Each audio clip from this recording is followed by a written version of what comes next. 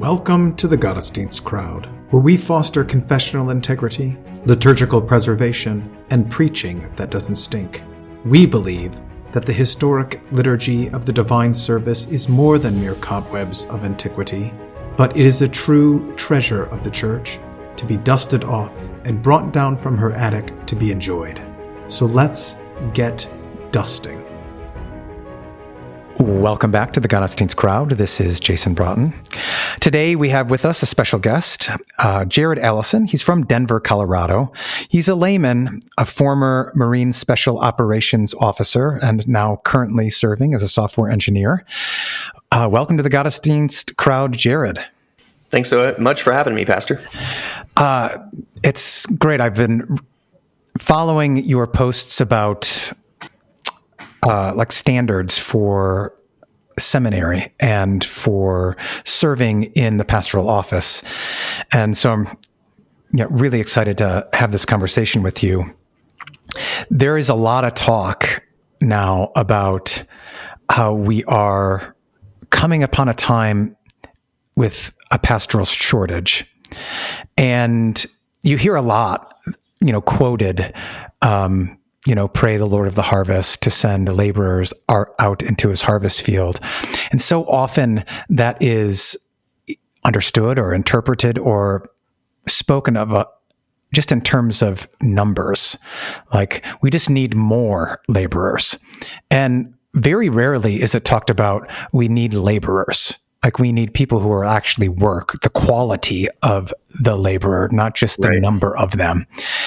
And so because of that need or that perceived need, there is sometimes an inherent desire to try to either, create a route that is fast and easy instead of maintaining our standards or even raising our standards so that we get a higher quality of output from those individuals. But in reading your posts, it sounds like you are advocating, for that opposite, for let's raise the standards, let's make it more difficult, let's make sure that we have the best. Is that right? Yeah. That's correct. Yeah. Now, what leads you to think that that is the way? Well, the first thing that sort of leads me down this path is that's what's in the Bible. I think what was most shocking to Imagine me. That. Yeah. Imagine being rooted in the Bible. That's maybe the most Lutheran thing you can do. But my first article was less about a biblical representation of this argument and more about my experience with high-performing organizations and just what I've seen. And I thought the best critique of it was, well, this isn't a biblical argument. So I wrote a second article about the biblical argument, and which was really nice. I would encourage any Lutheran to read it, disagree with it, that's fine. Or better yet, just read what Paul says in Timothy and Titus about what that actually means. And he's kind of holding up our bishops and pastors to be, one of the words that he chooses is blameless. And to me, that's as close as a demand for perfection as we can get. To be blameless, I write in my article, you have to live in a Christ-like exemplary way such that no one would reasonably expect or accuse you of immorality or wrongdoing. And in order to do that, we are asking for a very high tier of Christian man for this office. And there are plenty of other requirements. But above all, you have to be blameless. And so as you go down each of the requirements, you can kind of tie it back to what is the action of your family? How do you lead your family? Are you able to teach? Are you holy? Are you just? Are you self-controlled? All of these things that lead back into you need to be an example so that you don't, in the conduct of your duties, start to shake people's faith. And so when I looked at that, I just saw the similarities between what was demanded of me going through a pipeline and what was demanded for really all special operations units. I'm partial to the Marines because that's where I was. I think we're the best. And we can talk about that later as well. But really, there's a high bar that's being set. And I think it needs to be even higher for our pastors because at the end of the day, if I fail as a Marine Special Operations officer, there's a lot on my head because it's my life and, more importantly, the lives of my men that I am there to lead. But as a pastor, you're talking about eternal life. You're talking about the souls of people. Mm-hmm. And so, of course, I would want my pastor to be the top tier. And, I've been very, very fortunate to have a number of top tier pastors. And when I started looking at the data, you kind of wonder, what are the standards for going through that and our admissions process to the seminary? Are they doing the job to look for that quality of individual? So let's start with that data, I think, and then we can get back to what's included in that perfection, that blamelessness, as it goes down, listed in Timothy and Titus, that you just mentioned. But what is that data that stuck out to you?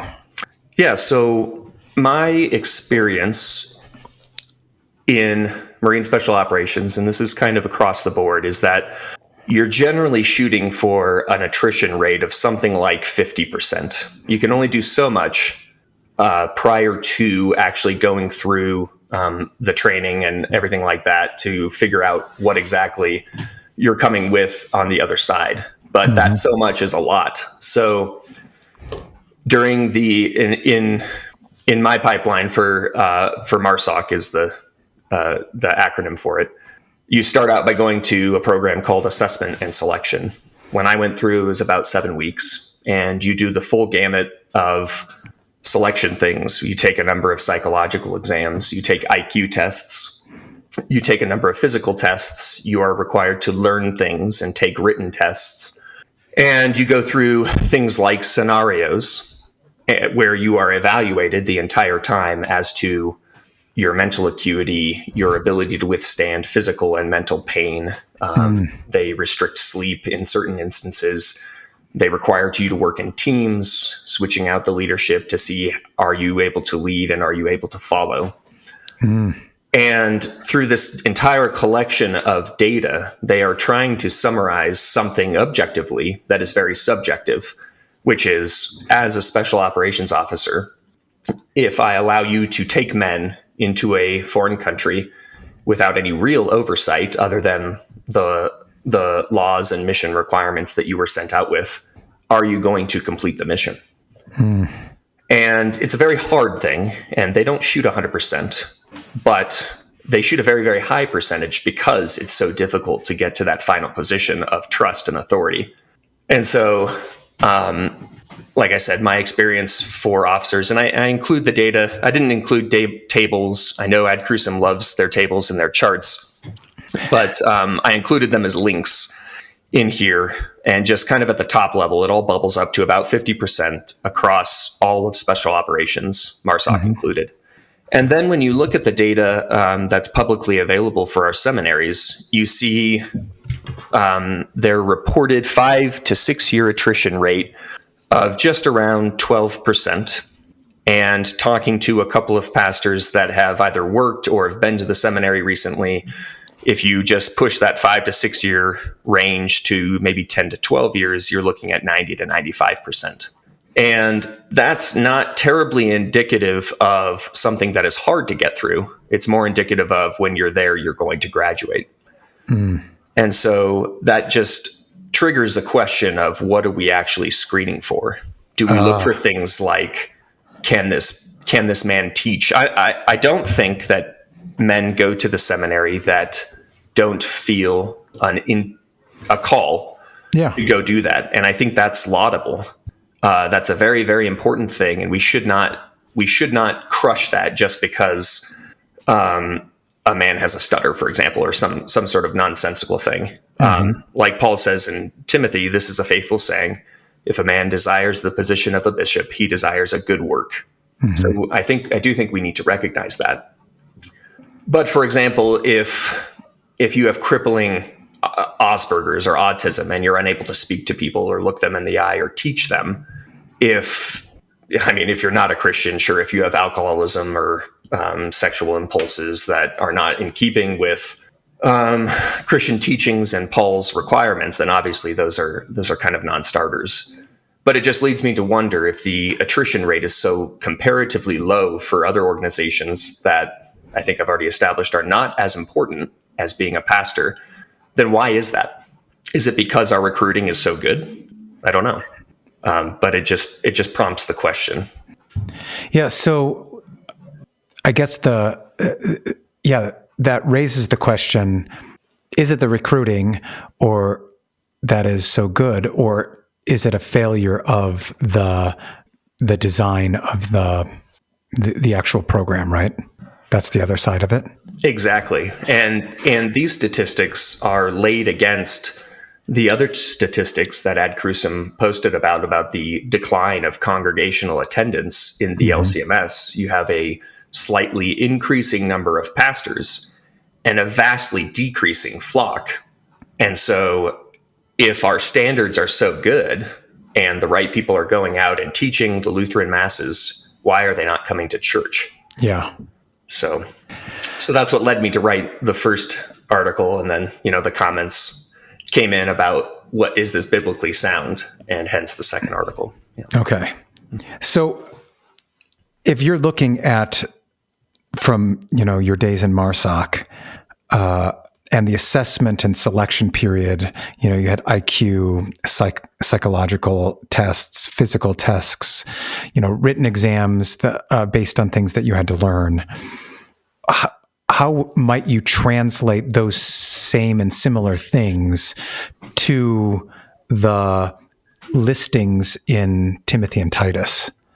How would you, obviously there's not going to be a 1-for-1, right? Sure. But generally speaking, and trying to kind of abstract that in the best kind of way to application for, the Missouri Synod's MARSOC, which is the pastoral office. Sure. How do we translate that over? So this is a hard question. Yeah. And I would hope that if this thought has merit, that there would be a lot more people piling in to determine this. But at the end of the day, MARSOC is the newest SOCOM element. They were formed, I believe, in 2008. What is SOCOM? Special Operations Command. So You have, Navy SEALs, Green Berets, these type of people. Gotcha. And so in 2008, Donald Rumsfeld told the Marine Corps, we want Marines in special operations. And so they had to build a program from the ground up, and they used a lot of the information that the Navy SEALs and the Army had already done in terms of what makes a good operator. Okay. And then they looked at all of that information and then said, what does it mean when we apply it to a Marine context, which is an ongoing discussion. We can talk about that later about what it means to be a Marine Raider and if they're even necessary. But you can look at what a pastor needs to be. You can look at everything from 1 Timothy and Titus and really throughout the entire Bible, possibly even going back to Leviticus, I think is important. But really, all of the information that we need is in the Bible. Mm-hmm. And then you pull in pastors that meet those criteria to develop a list of objective traits that you're looking for with the knowledge that you're not going to be 100%. But the effort to get to that and continuous updating every single year after you go through and what you see succeeds and what doesn't. There should be a review anytime a pastor is removed or some sort of horrible activity or something like this. Do a review of what happened. How could we try to figure this out going forward? The call of a man into the seminary is of the Holy Spirit. I do believe that. But that doesn't mean that we don't have the responsibility to limit or redirect that man towards other godly works, other godly vocations, just because we say the Holy Spirit will do it and that's fine. Yeah. If that were true, Paul would have written, any man can do this if the Holy Spirit leads him to it, but he didn't. Yeah. He gave us a very specific list of these requirements, and that's very translatable to a checklist. And I think that there's some subjectivity that you can put into there. I like the idea of situational evaluations. That was a little bit of a shock for me at MARSOC, where they're going to put you in a situation and give you some sort of mental or ethical dilemma to work through. And they do that a number of times to see, do you have an ethical code? And can you talk to someone who fails to share your ethics and reason with them to get out of a non-ethical situation into an ethical one? And that's very important for special operations because, as I mentioned, there's no real oversight, and sometimes the mission can be a little hazy. I mean, there are repercussions, but nobody is sitting in on this conversation between you and this other person. And they need to trust that you are going to do what is ethical, what is right, what is just, and also what is best for national security. And I think saying that we can't or should not do that because we need to be nice or because a man desires a good thing and therefore we should let it happen is really irresponsible. So it sounds like, too, that this might not be completely laid at the feet of the seminary. It could be at the whole church itself. That's exactly right. In other words, if you have these ongoing evaluations in, your former life in MARSOC, what kind of ongoing evaluations is happening in the pastoral office sphere that takes the data that we see, when guys burn out or guys leave and why do they leave, and taking that kind of information into account and then saying, all right, here are the commonalities with those things, and then going back to say to the seminary, hey, this is what we're seeing. Can you help design or recruit for this particular thing? That's exactly right. Okay. And yes, the pastors that are out there are going to inform the recruiting and the training efforts of what's coming behind them. Yeah. This continuous knowledge loop, because the Bible is true. The world and culture is ever changing and we shouldn't conform to it, but there are lessons to be learned. And if those lessons are being learned and not applied, then they die with whoever learned them. Yeah. Which is not great. And, it goes even deeper than just the seminary or the synod level. Individual pastors should be able to read these things and continuously reflect on themselves. Yeah. And that's good. And I think that's happening. And I think that's wonderful. But what I don't think is happening as much is laymen also reading these things and thinking about, how can I raise my sons to these standards? How can I help be a standard for my sons? I may not be a pastor, but I am a Christian man, and pastors come from Christian men. And if they start thinking about themselves in this way, you start thinking about the congregation in this way, the congregation can swoop in as well and support their current pastor so that he is not affected as much by these lessons that are learned by what has happened elsewhere. Yeah. And that's sort of the extension of the thought process, in that the synod may be able to do some things, the seminary may be able to do some things, but at the end of the day, the layman, the congregation, and the pastor there are kind of at the forefront of this effort. Yeah. It is, so most of the meetings that I have here within my congregation, whether it's like the Board of Ed or the Board of Elders, usually one of the last things, like for my report or even before we close the meeting, not every time, but oftentimes, I'm asking things like, what are things that I need to get better at, or that I'm not communicating that I think I am, things that are blind spots for me that you guys see in the pews or you hear about that isn't being communicated back to me. But there is a reticence for the laity to offer those kinds of critiques. And I don't know how to fix that other than just keep asking. And I think that's right. it is a hard thing because the laity love their pastors, right, for the most part. And certainly the faithful church of God who is being served by their pastor should love them. That is a good thing. And love is patient, love is kind. And so you don't want to bring negative things to your pastor, I think. Yeah. And there's also a sort of awe, we are not consecrating the elements. There's an altar up there that we don't really approach. Mm-hmm. But still, pastors do need help. They are men. They are fallible, for sure. Yeah. They should be blameless, yes, but they are still fallible men. They should be blameless before men, understanding that they are not and cannot be blameless before God. That should be understood. But I like what you do in that you ask for it, because asking is going to break down those boundaries. Mm-hmm. And also let them know that you cannot know everything. And hopefully that also brings them into the fold of understanding that there are things that the pastor cannot do. There are things that he should not have to do, and be a part of that congregational effort towards, hey, let's have the marks of the true church here. Let's be the true church. Yeah. And I think just having that conversation is a great first start. Okay. Every congregation is different. Sure. But being willing to, and not getting angry.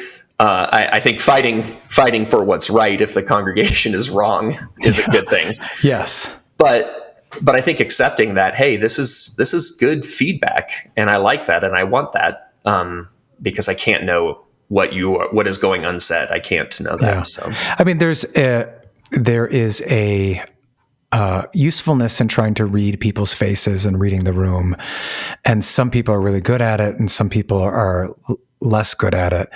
But there's that only gets you so far, because some people are, either are emotionless in their faces when they're listening, and some people are more so. And so if some people are not, you can't gauge, right? There's a limit to what you can gauge from reading the room. It's the German in us, I think. Yeah.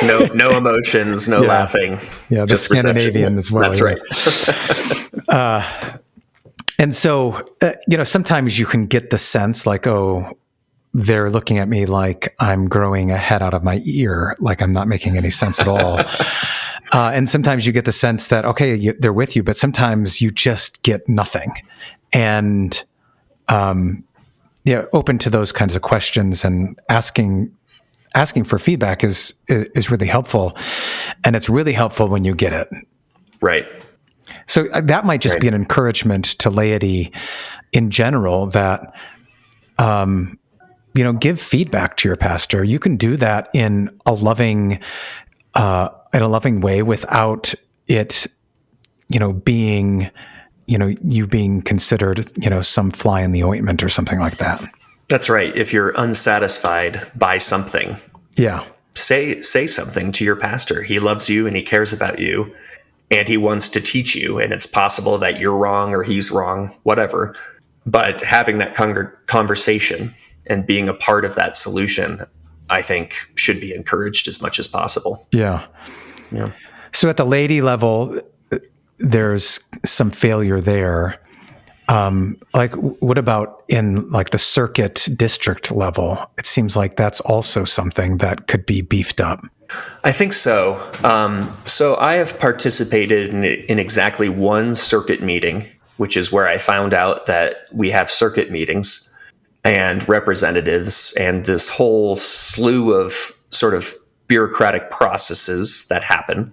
But as a layman still now, and this is a gap in my own understanding, I am not entirely sure how they affect me and my congregation and my family, other than they decide who goes to the district and synod conventions. Mm-hmm.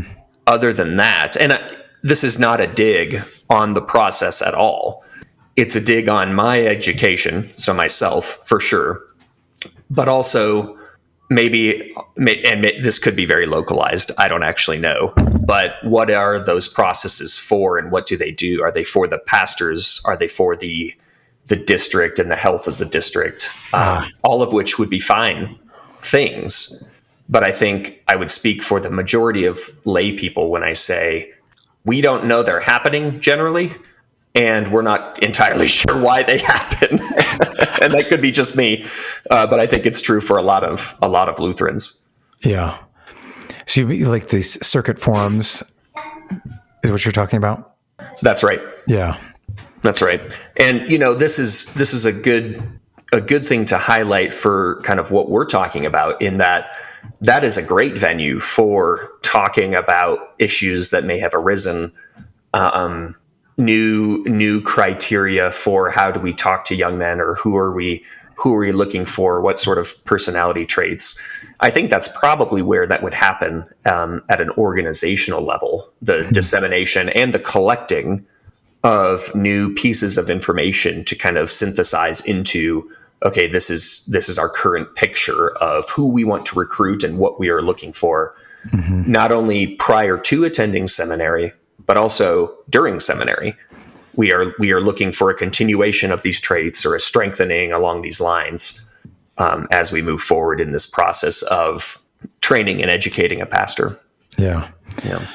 Well, I know, like within the 3-year cycle that the Missouri Synod has in terms of choosing either synod president or having a district convention, there's always an off year, and that off year is set aside according to our bylaws for circuit convocations, such that the circuits are to get together and have, or the churches within the circuit are to get together and offer a convocation for all the members of the Missouri Synod in that circuit, whether that's includes some sort of teaching thing or a service together.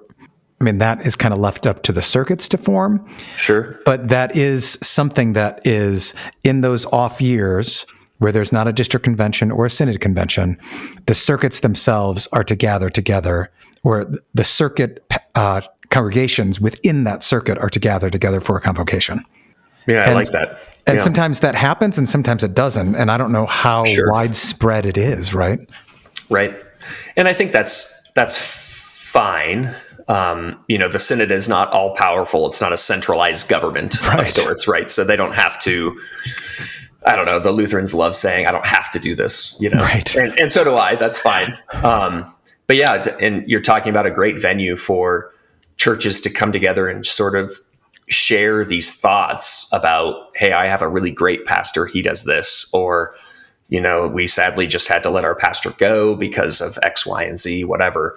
Hopefully that happens less and less often. But if we as a collective synod are not gathering that information up and using it to strengthen ourselves rather than just kind of shrug it off or isolate it or not disseminate that sort of valuable information, then we suffer as a whole. And I think that's unacceptable. I mean, a lot of effort at MARSOC was put into these lessons learned. Every mission you go on, you come back and you do what's called a hot wash. You talk about what went right. Usually there's very little of that. You talk mostly about what went wrong, because there's no use patting yourself on the back. It's what went wrong that is the most dangerous, and that's what you want to focus on. And after every deployment, you come back and you write up a huge document that is then put into an archive that people can access later on. Whether they access it or not, I don't know. But I do know that I wrote hundreds and hundreds of pages about what I learned during my time, because those are all things that are valuable. And if we're not doing that as a synod, and we're not, more importantly, we're not making it available, then what happens with that knowledge? Yeah, it dies with the congregation or the individual, and that's unhelpful to us, I think. Okay. So getting back to like the seminary assessment and selection, you mentioned that in the assessment and selection of your special operations, you had IQ tests, psychological exams, physical exams, and then these written tests based on classes or books or things that you had to learn. Right. What were the qualities that they were evaluating through those things? Yeah, so they are they're looking for a very specific individual. So they obviously value physical fitness. If you cannot perform physically, obviously you're immediately out. Yeah. And I'm not talking like regular physical fitness. I'm talking you're at the top tier. You do. Yeah, you're not talking about me. That I can do. Like, I don't know. Yeah, I can do like 5 pull-ups and sure, right, reach my weight. That's not what you're talking about. No, it's extremely physical. The first thing you do there is a regular Marine physical fitness test. But then it goes on to things like 12-mile ruck runs with 55 pounds on your back and a full combat load. Oh no! And they're just no, exactly. And there's swimming involved and just constant physical hardships. And it doesn't necessarily stop at assessment and selection. You do that for 7-8 weeks, whatever it is now. And then you go through individual training course where you're continuously being evaluated by those same standards as you are being, quote unquote, taught how to be a special operations officer or critical skills operator is what they call guys on the enlisted track. And so the point is that you get through this very rigorous physical standard. And then they're also looking at, are you I'm not a psychologist. But you go through 650 questions or something like that. And they're looking for whatever their data has said about anyone who's ever taken that test. Are you psychotic or something? I'm not entirely sure what they're looking for. I just put in the bubbles of whether or not I thought I was Batman. And then IQ, very similar thing. Can you solve this math problem, X, Y, and Z, whatever? Yeah. IQ is kind of an interesting one. Because in MARSOC, at least, I don't know if this extends to the other elements of Special Operations Command, the overarching umbrella, but they didn't want someone who was too smart.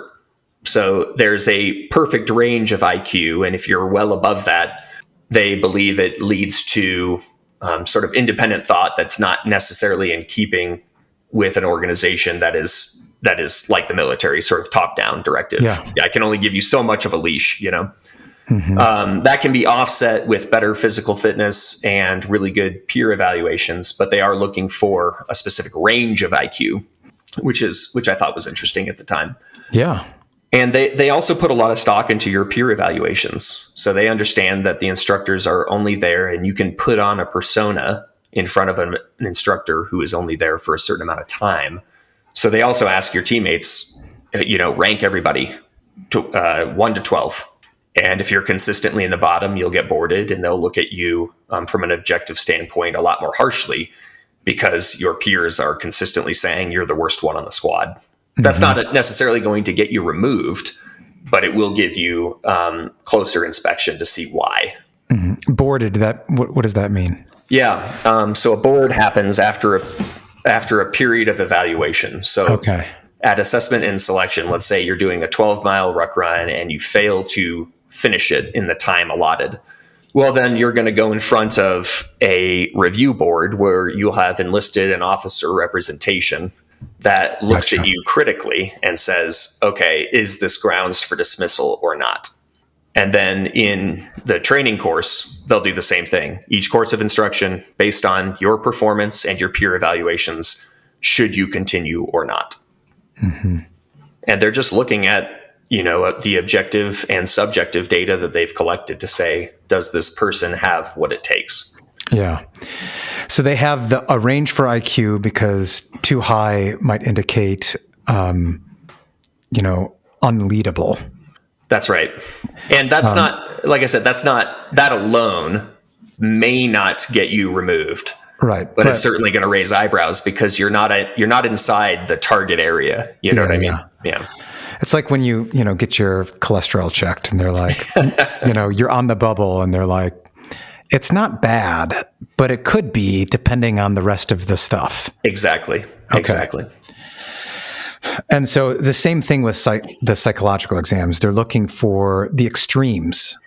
Yes. Are you in one of these extremes? And if you are, that tends to be, on the whole and for the most part, not fit for this. But if everything else is in line, maybe this is not as bad as we thought it is. Exactly. And these are low-hanging fruit. They are going to assess you psychologically by reducing your access to sleep or increasing the pressure on you at a later date. They're just trying to say, okay, you're going to take this test. Is there any low-hanging fruit that we can remove today because they're psychotic or something like this, So in those instances, they're going to bring about these stressors to see how, when you're at your worst, what are you like? Exactly. There's in the individual training course, there's a period of more than a week, but less than a month, where you are extremely limited to sleep.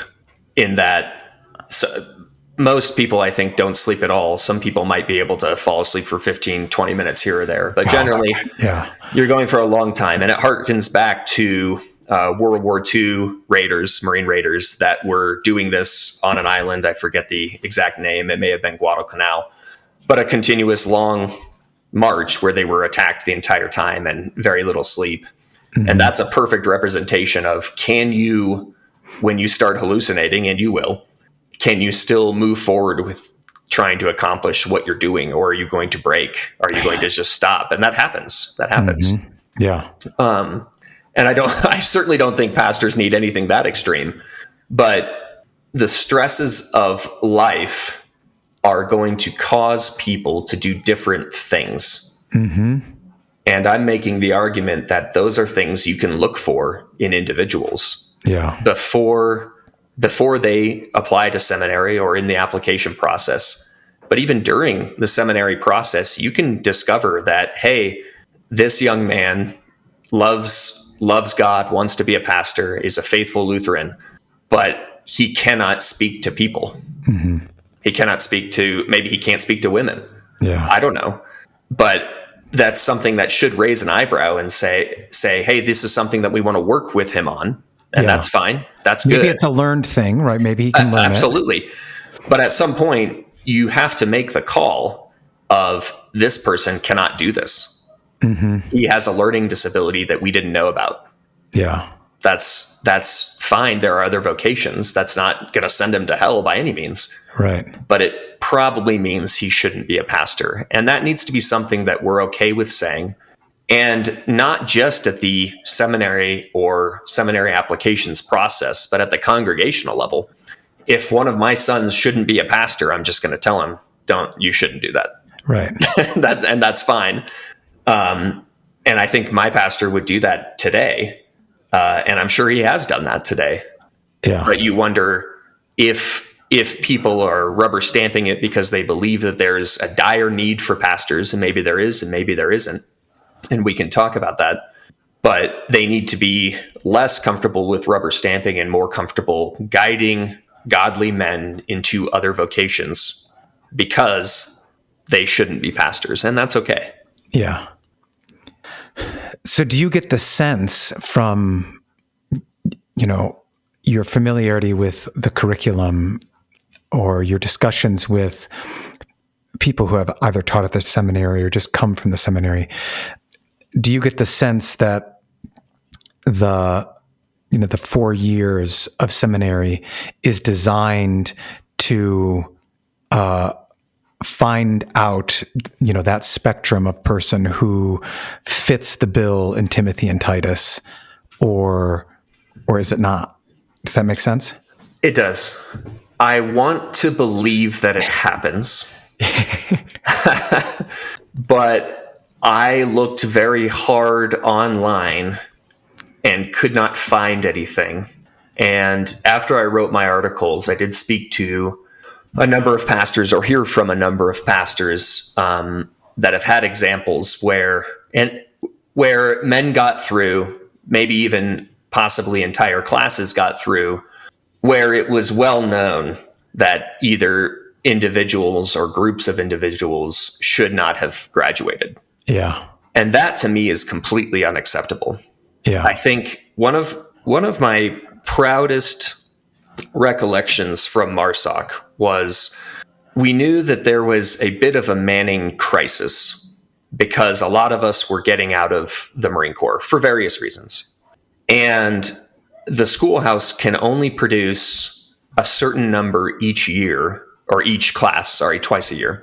And more of us were getting out than were getting through the schoolhouse.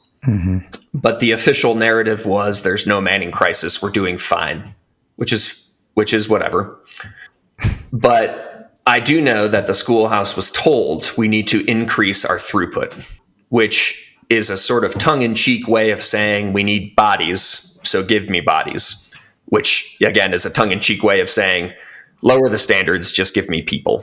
Yeah. Which is bad, which is really bad. And there are 5 soft truths. Humans are more important than hardware. Competent soft cannot be created after a crisis emerges. So we have these guiding principles of you can't lower the standards because then you're no longer a competent organization. You're no longer special. You can't do the special things. That's because one of my favorite quotes is crises don't build character, they reveal it. That's exactly right. And similar to that, you don't rise to the occasion, you fall to the level of training. Yep. With the wrong people in place, you get the wrong outcome.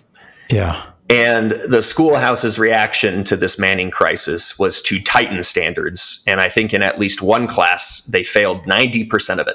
Whoa. I think that class graduated maybe 5 or 6 guys, which is really nice in my mind, because then what you saw after that severe crunch was the recruitment changed. They started sending the right recruits, and that average actually dropped. And in some of the classes dropped below 50% because they found the right people. Yeah.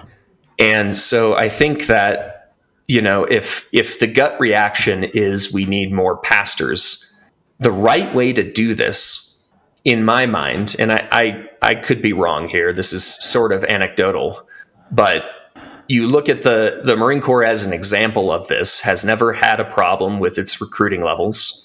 They're the tightest branch to go in, and they're also the only branch that was actively fighting against lowering standards over the past 8-12 years.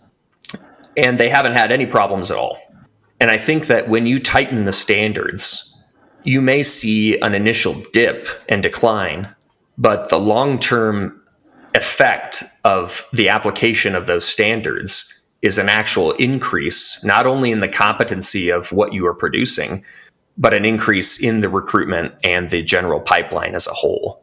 It's actually healthier to increase standards than it is to decrease it. But we live in a society that favors a short-term outcome, and so it looks attractive to lower the standards. But that is never a good thing. It's just not worth it. Yeah, you pay for it in the long run. That's exactly right. That's exactly right. And we've paid over 20 years with a 50% reduction in congregational attendance. And that is unacceptable to me. And I think, there's a lot more to be said on this topic. The reason why I focused on the seminary is the marks of a church per the Lutheran confessions are preaching and teaching of the gospel and the administration of the sacraments.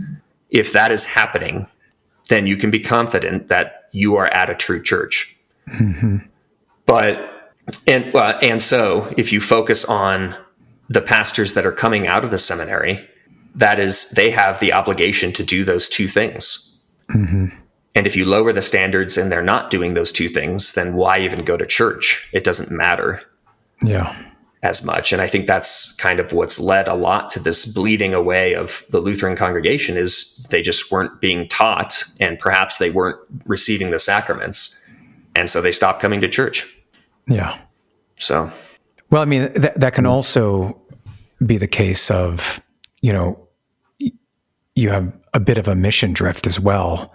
And what I mean by that is you start saying, we're here to just train pastors, not train pastors for a particular end or goal in mind. Yeah, I think that's right. Yeah. I think that's right. So with the experience that you've had in the Marines then, what sort of suggestions, as someone from the outside in, recognizing that, we get, we're not there anymore. We had our own experiences where we've heard from others, but what kind of things would you say, would you suggest to add perhaps to the curriculum or to replace, to say this will help in that weeding out? Yeah, I wrote a small list here at the end of my first article. The thing that I like the most, I put it at the end, but what I like the most is this mandatory summer hardening program is the word choice that I used. But you've got seminarians that are already going to get Greek, or I believe it's Greek, and maybe other language prior to actually starting in the ceremony. But treating that as sort of a seminary version of boot camp, I don't want to make it too military, but using that as an assessment period as well. Sure, you're learning Greek, but there are pastors that are coming through talking about these situational things, getting to know these young men, and trying to identify as early on in the process at the seminary, do these men appear to have the temperament for this vocation? And that's really only going to give more time to an evaluation before they, start going into this period of intense study and quit their jobs and all these other things. Maybe that's already happened at this point, but earlier in the process is better. And I think doing it at seminary also instills a sort of camaraderie for that sort of thing. And I really like that idea. That was very helpful for me, and a really important part of the program as you go through each of these steps. Mm-hmm. Well, I did notice, like when I went to the Fort Wayne Seminary, I came in with my languages, and the guys that went through summer Greek together, they were very tight because, they went through this 8-week course or 12-week course, which is pretty intense to do Greek in 12 weeks. That's amazing. Yeah. And because of that, those guys were like bosom buddies. That's right. And they've gotten to know the faculty. The faculty have gotten to know them. Mm-hmm. They know their strengths and weaknesses, and they have a 12-week jump on you. Yeah. Because, maybe you're too smart to be a pastor. I don't know. You got your languages done. So I'm kidding. I'm not like my constant phrase is I'm the dumbest of my friends. And I love that. There you go. That's perfect. Yeah. Because I'm always learning stuff. But you look at this program, and maybe it's not even just restricted to seminarians. Maybe it's open to any young man that thinks that they have a call. And it's just a good way. More time with a seminarian candidate prior to starting the seminary is better. Yeah. That's what I'm trying to say. What that program looks like, I'd love for it to be hard, physical fitness things, situational things. Here, try to teach a class on this subject with very little prep time, answer this hard question from a layman, things like this. It's helpful. And it starts to very quickly dissolve the idea that being a pastor is about reading. It's about getting your PhD. It's about being an academic. It's not. It's your hands should be constantly dirty. You should be constantly fatigued, because you are the front line in a very real battle for these people's souls. And the solution is quite simple, really. You need to preach and teach the gospel and administer the sacraments. But doing that in the real world is extremely difficult. The application of academia is always harder. And it's sort of putting on this facade of, if you can sit in a classroom and learn and read a book, then you'll be a great pastor. That's not always true. So I really like that idea. I love the idea of a much more transparent process of the objective and subjective standards that are being applied to each of the seminary candidates, not just at the application level, but what is actually happening at the seminary? Why would we dismiss somebody? That's not well known. And I couldn't find it anywhere. And making that as public as possible, not to shame anybody. I don't think you put somebody's name up there and say, hey, this guy was doing XYZ and he's a dirtbag. Absolutely not. Yeah. But you can say what would be the precipitating cause that we would say you can't do this? Can you explain what you mean? You meant have the list of that standard. Like if you're not meeting this, you're going to be dismissed. If you're not meeting this, sure. Is that what you mean? Like that's what I mean. Yes. Okay. Yes. And maybe even publicly say, here are some of the reasons we dismissed individuals in the past. Okay. At an aggregated sort of general level, right? Sure. But these are things that are very helpful for fathers, pastors, other congregants to understand and not only guard against, but to talk to the young men in the congregation that may be interested. I think more transparency is better and better as you go forward. And it should be a continuous process. And that, has the secondary effect of building up trust in the seminary. So not only do you get better recruitment because people know and are better educated on what a pastor is, but you get a higher success rate because the recruitment is better, and that's normal. Yeah. I think your point about like not being academics is really important. You have to be capable academically. Yes, of course. But of course. You are not. Pastors are generalists, right? And they're not in specified fields. Like they don't get to, this is my specialization.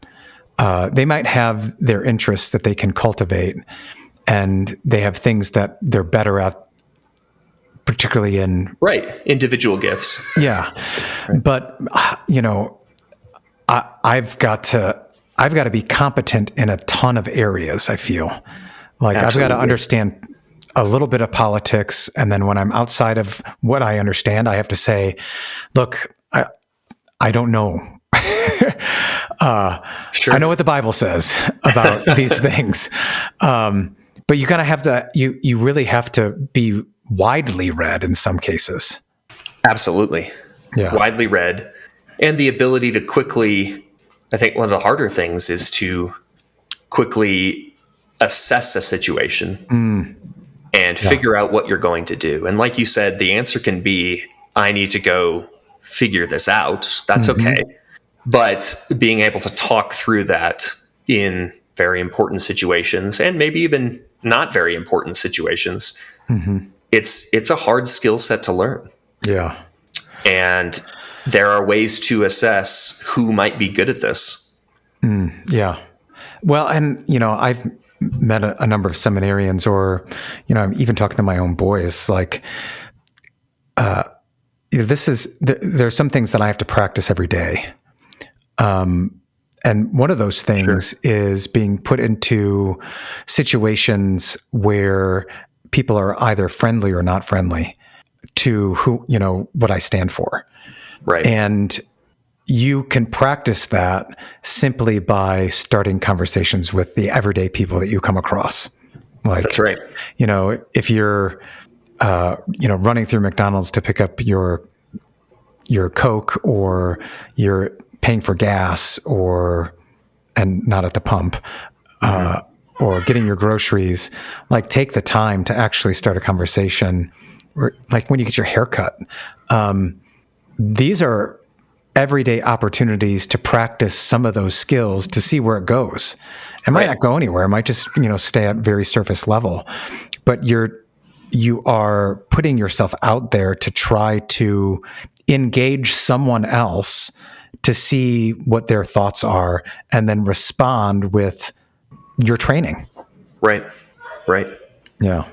And this goes back to picking the right man for the job that not only has those skill sets or certain skill sets, or can be trained in certain skill sets, but also has the capacity to humbly seek to be better every single day. And this is a hard thing. You need the mental acuity and the mental determination to do it. And, I'm not perfect at this either. But nobody's perfect. No, sure, right. But I'm doing this, and I haven't had a call to be a pastor. But you can do this as a layman for sure.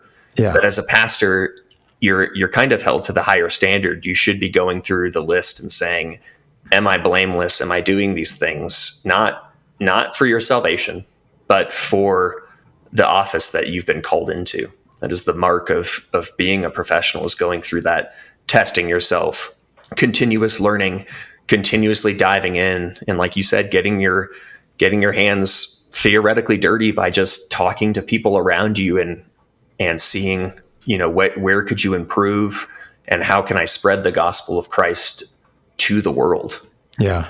Well, I mean, in that That's way, important. that's that like exemplary leadership. Yeah. Right. And Right. I guess, one of the things that I've done a lot of reading since being out is, which I don't think I got much training in, and I think it would be helpful for people too, is just that you being stated, you are like the leader. And That's right. what does it mean to lead? And how do you do it? Like, people have figured this out. And I felt, and maybe it was my own issue, maybe they did teach it and I totally missed it. That could I mean, be, yeah. it's totally could happen.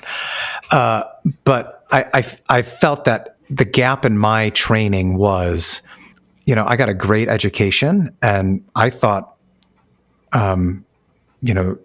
some great training, but I wasn't necessarily taught how to lead, how to be the front man. Right. It's very akin to being a 22, 23-year-old who is now the officer in charge of a platoon or a team where the average age is going to be older than you. Mm-hmm. But the key difference being, I went through, let's see, we have the basic school, and that's 6 months of leadership training.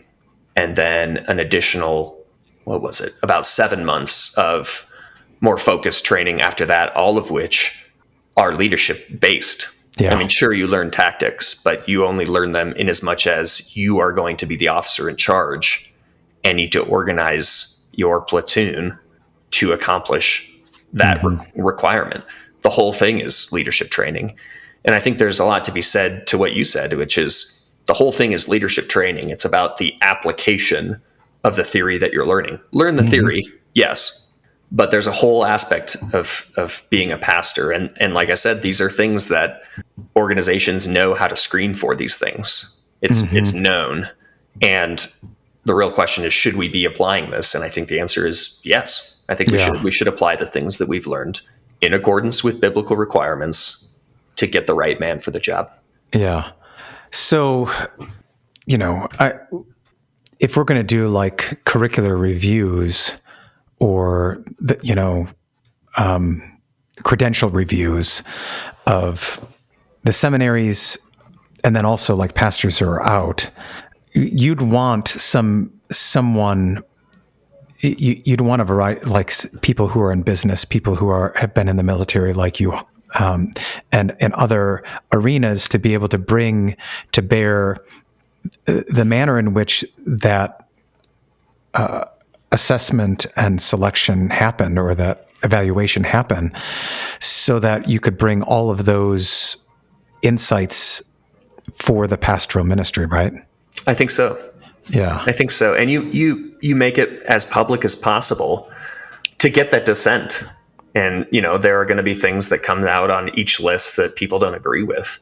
Yeah. But that's okay. We don't have to agree on everything. We don't have to agree on every single, well, we do have to agree on the Lutheran confessions. That's a kind of a requirement. And the Bible. Yeah. Exactly.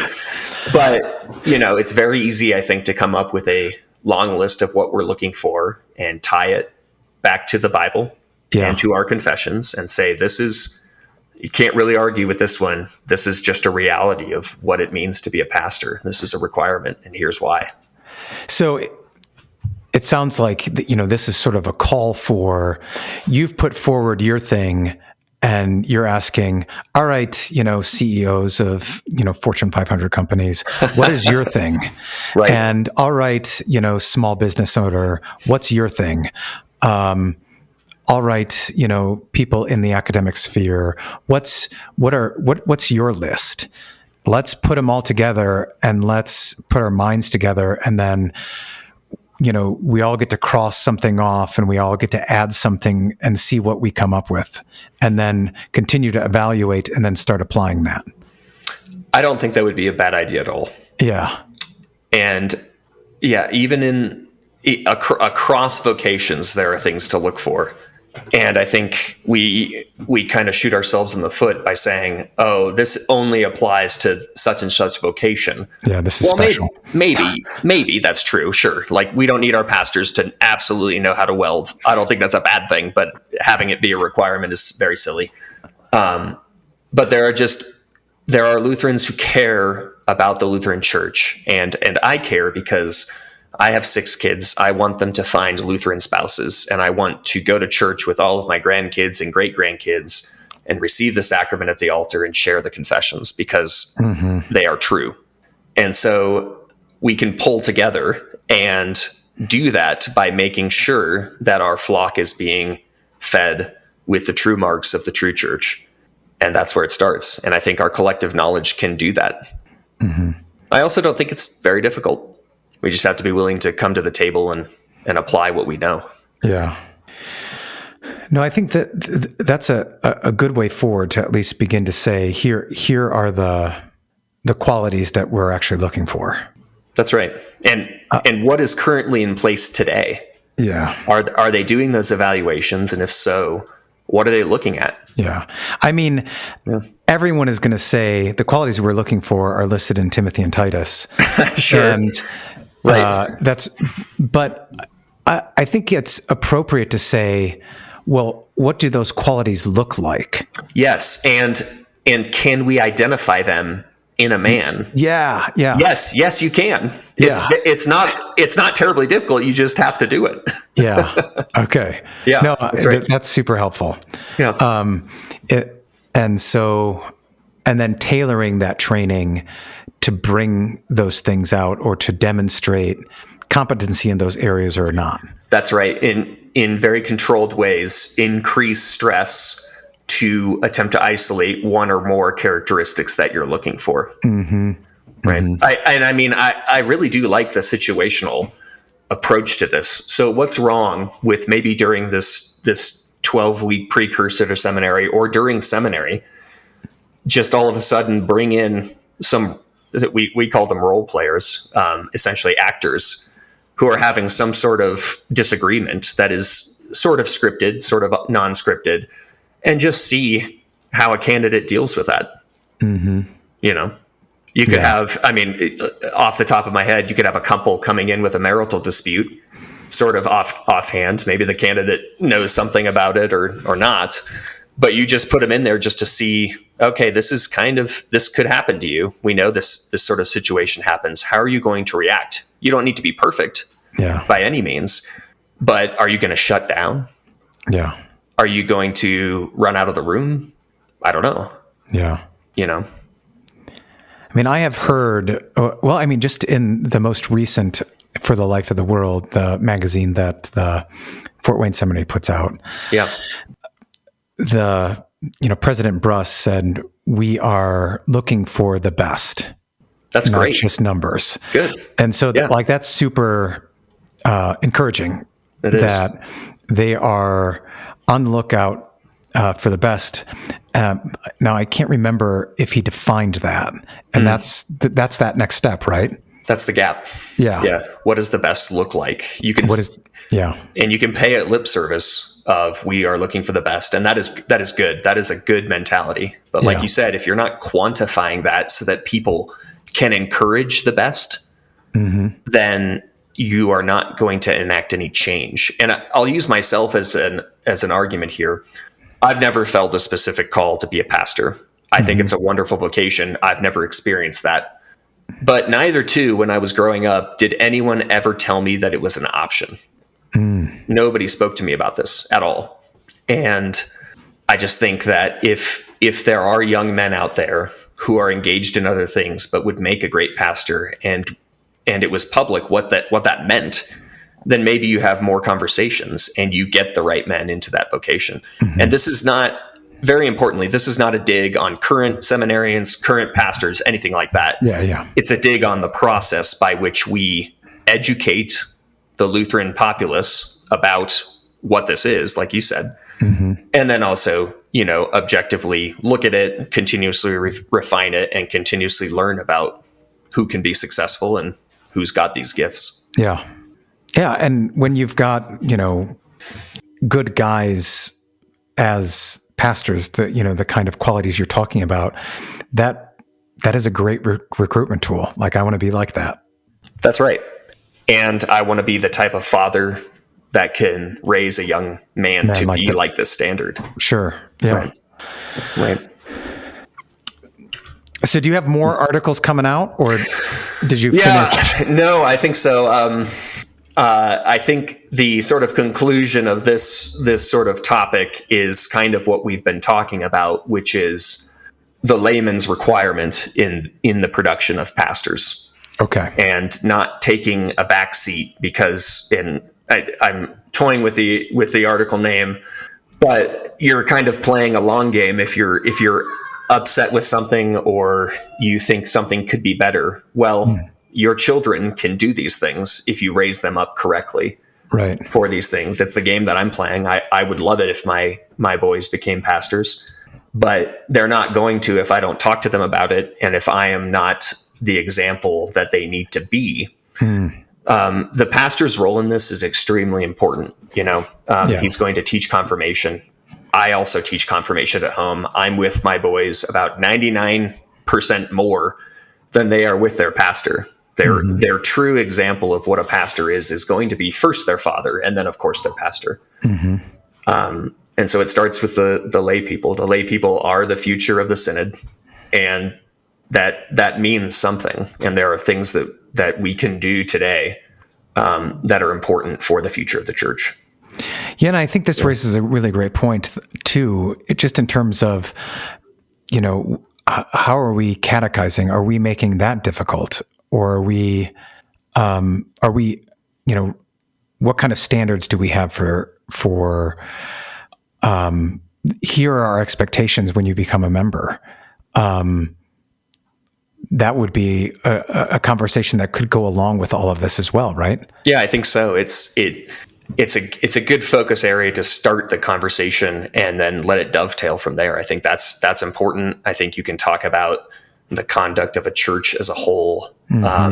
That's a very objective thing from our Lutheran confessions. What you could extend this to what it means to be a Christian father, a Christian mother, like you said, catechizing in your homes. How often should we be reading the Lutheran confessions? These are all works for sure. So they're not salvific. Correct. But works are the output of faith. Right. And there are certain works that can strengthen your faith. There are things you can do to make your faith stronger. The easiest one is to read your Bible. How many of us read our Bible every day? I don't read it every day, and I should. I know that. I'm working on it. But like you said, you start to look at this and you start to reap the benefits of training people on the things that matter. And you can see that it sort of explodes into a number of different things that are all beneficial to the future of the LCMS. If that's something that we want to see is an LCMS in the future, then these are all good things. Yeah. Well, thanks for your work on this, Jarryd. It was great to read these things and then consider like my own training and, how can I beef this up now? And even, kind of gets the wheels turning in terms of, okay, so I'm in a circuit. How can I bring this to bear in the circuit to kind of have iron sharpening iron there as well? Right. Yeah. I appreciate that. Yeah. I didn't know what the reception would be, and I hope it's helpful. And I hope also that people understand that I do this out of love for the LCMS and confidence that what we believe is true. Yeah. Well, that's always that should be sort of the default position when we hear criticism. Right? Sure. We should assume that the other person desires the best until proven otherwise. That's right. Yes.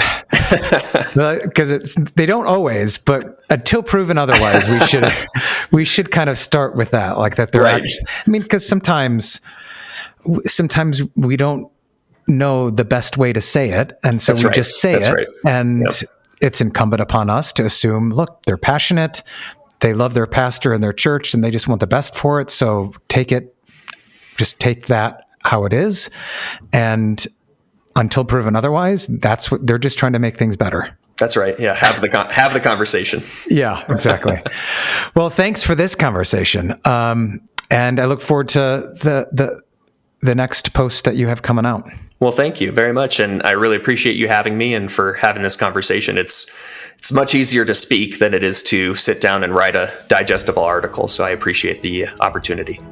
All right. Well, hopefully we'll have a chance to meet each other in person at some point down the line. I'd love that. That'd be great. All right. God bless you. You too. Thank you, Pastor.